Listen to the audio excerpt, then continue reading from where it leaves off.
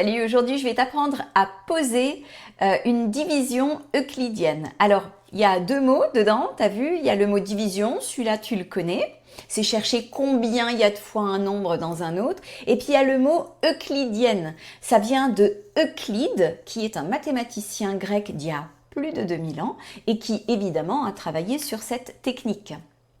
Alors, c'est parti, on va faire un petit exercice ensemble et on va poser la division 8935 divisé par 13.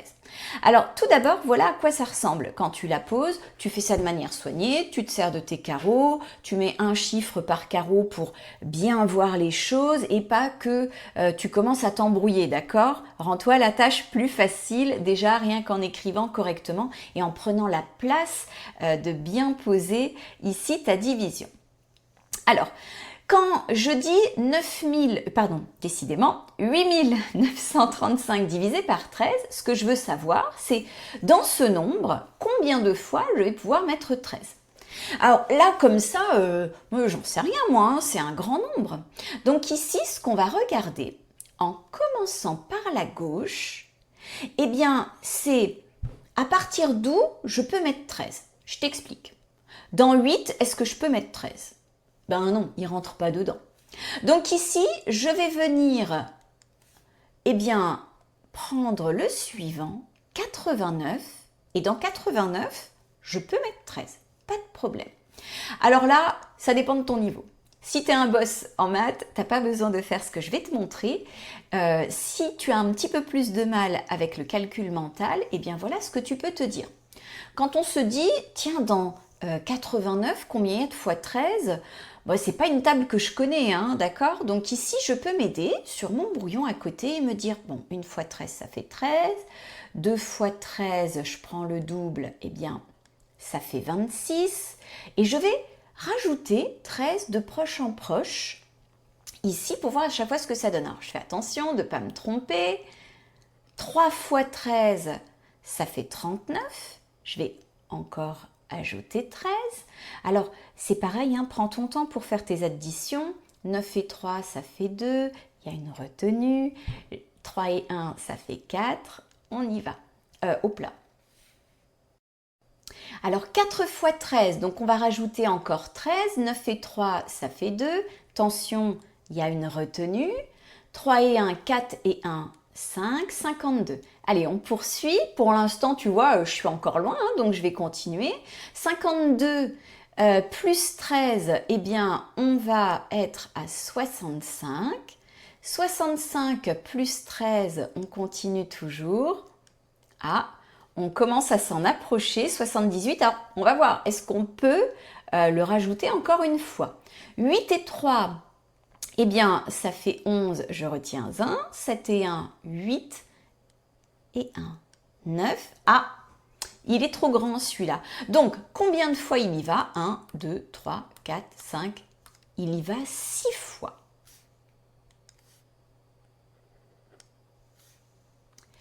Alors, 6 fois 13, combien ça fait? 78. Donc ici, je vais l'écrire. Hop, ça fait 78.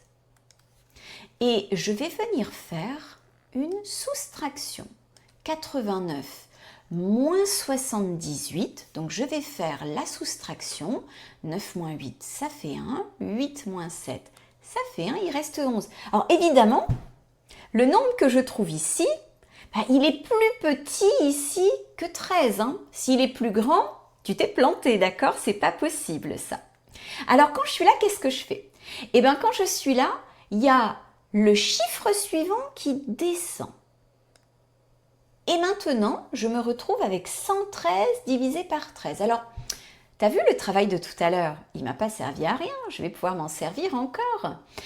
Puisque j'étais à 91, je vais continuer de rajouter mon 13 ici. Donc 1 et 3, ça fait 4. 9 et 1, ça fait 10. 104. Alors là, tu vois bien, si je rajoute 13, ça va plus. Hein, il n'y va pas. Il devient trop grand. Donc on était à 6, 7, 8. Dans 113, il y va 8 fois. Alors comme tout à l'heure, je vais soustraire. Donc c'est 104. Et on va regarder combien ça fait. Alors 113 moins 104, eh bien 3 moins 4, je ne peux pas, hein, donc je te rappelle qu'on fait 13 moins 4, donc ça fait 9. Je viens mettre ici mon unité, 1 moins 1, ça fait 0, et il me reste donc 9. Toujours pareil, 9 est plus petit que 13, bien sûr. Je vais descendre ici le 5. Allez, c'est le petit dernier. Dans 95, combien de fois 13? Eh bien, regarde comme c'est top ce qu'on a fait tout à l'heure.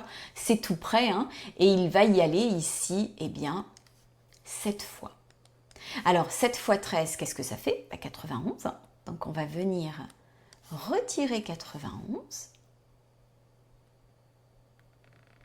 Voilà. Hop là.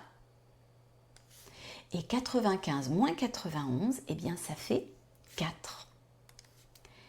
Et là, eh bien, on a fini. Pourquoi on a fini? Parce que j'ai plus rien à descendre. Ce que j'obtiens est plus petit que 13. Et la division euclidienne, eh bien, c'est une division entière. On ne va pas chercher un nombre décimal. Alors, je te donne le vocabulaire ici.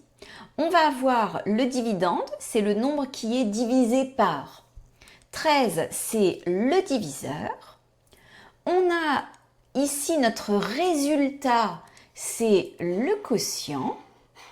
Hop là. Et enfin, ici, eh bien, ma flèche est un petit peu à côté, c'est le reste. Alors, regarde ce que je vais pouvoir écrire maintenant. On va écrire que le dividende, 8935, qu'est-ce que c'est? Eh bien, c'est le diviseur, donc 13, qui, multiplié par 687, il y va 687 fois dans ce nombre. Et quand je fais 13 fois 687, ça fait peu 8935, parce qu'il reste 4.